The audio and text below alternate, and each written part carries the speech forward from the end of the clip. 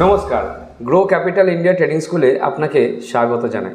আপনি দুদিনের free workshop করার জন্য যে আগ্রহ দেখিয়েছেন তার জন্য অসংখ্য ধন্যবাদ জানাই। আগেই বলে রাখি, এই দুদিনের ফ্রি ওয়ার্কশপ হবে শনিবার এবং রবিবার রাত 8টা থেকে।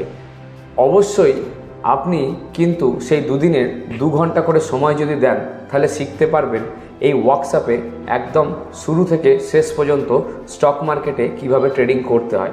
এবং বলে রাখি, আজ আমাদের এই ওয়ার্কশপ কাদের জন্য?